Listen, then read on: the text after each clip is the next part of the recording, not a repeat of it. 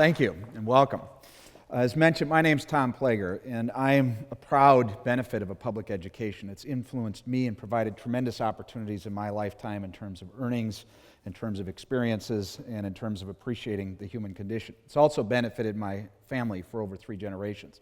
And what I'd like to talk about this evening are the benefits of public education, of public higher education, how it's been funded, and the public good versus the private good. And what do we need to have for a conversation to the bridge to the future for funding and making public education, higher education, affordable and accessible in the United States. If you look at the history of our country, the U.S. has led the world in terms of providing access to high-quality public higher education. Perhaps one of the most fundamental changes in our policy to encourage access and to build up public universities is the Morrill Act. The image that you see here is my alma mater at the University of Wisconsin-Madison, Abraham Lincoln in front, signed into law the Morrill Act. This particular piece of legislation and act allowed for the sale of public lands, federally owned lands, in states to build up their public universities. It generated what was called the land grant mission, to transfer information, knowledge to the public, practical knowledge, as well as provide access and build public universities to make them accessible to American citizens. Prior to this, the United States primarily led in its private universities, and particularly its institutions that are now known as the Ivy League, that supported access for the elite. Today, we have a robust and one of the greatest public university systems in higher ed of the world. But we need to look at our history and think about the future in terms of maintaining that access. The next major piece of legislation that changed the U.S. and really made us the leaders in the world was the GI Bill. After World War II, the GI Bill provided access for veterans to come back to their home country and attend universities, where the federal government allowed for the cost of tuition to be borne by the public. This transformed our society. At the time when the GI Bill was being discussed, it was considered controversial. There were those in the academy that thought veterans, particularly those that were enlisted, that didn't come from families from university education, would not be able to handle, would not be a benefit to the higher ed system in the United States.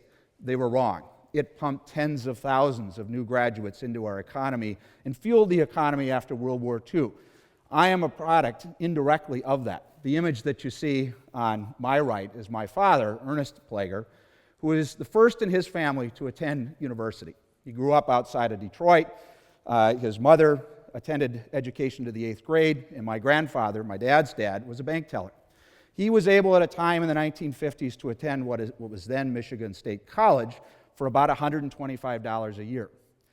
He was able to fund his education by working during the summer to make enough to pay for the cost of a public university.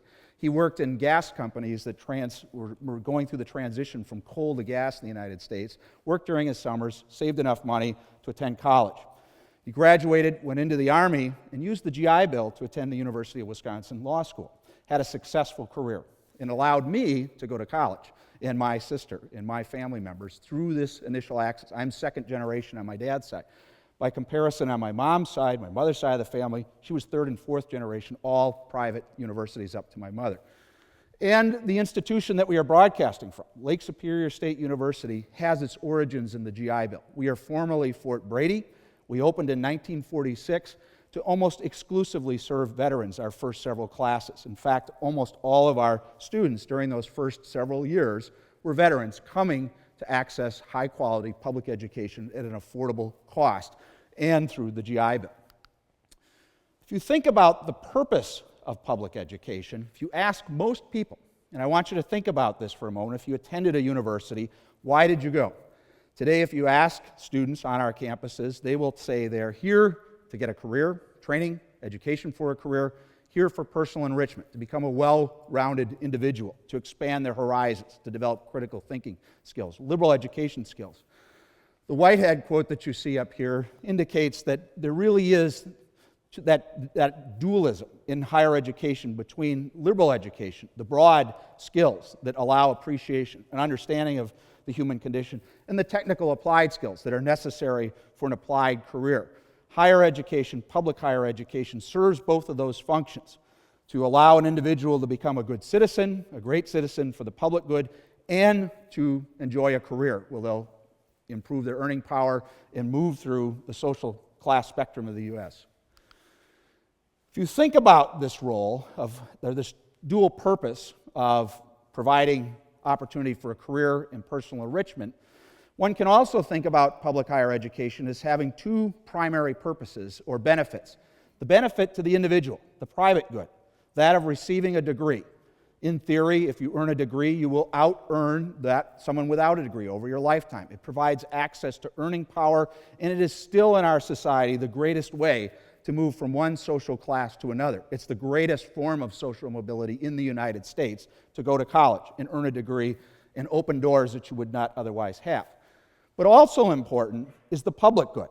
And the public good involves the concept that an individual attending a public university will serve society. Hence, the image, "Enter to learn, go forth to serve," is from our own institution here that marks the doors as you walk in. We know that individuals that receive a degree should feel, at least, and I have, some obligation to give back. But the collective public good is really what I want to focus on. The aggregate benefit of producing college graduates in our society, across the board, in virtually every state, if you measure participation in government, overall health, per capita income, presence of the arts, discovery, personal enrichment, longevity, those things can all be correlated to college attainment. It's in the best interest to fund public education. And the question is, how much is that public good worth? How much, as taxpayers, are we willing to pay for the return, not only to the individual, but the return to our communities and our society? And how much should we be willing to pay?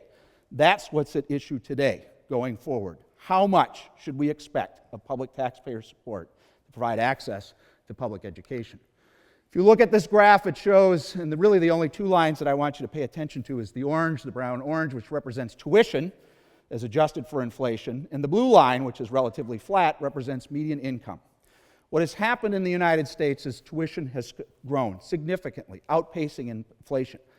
Part of the reason, one of the greatest reasons for that in the public sector, is the fact that the public is no longer funding public education at a ratio that it did in the past. When my father attended university in the 1950s, most states were paying 2/3 of 3/4 to 3/4 of the cost to educate a student.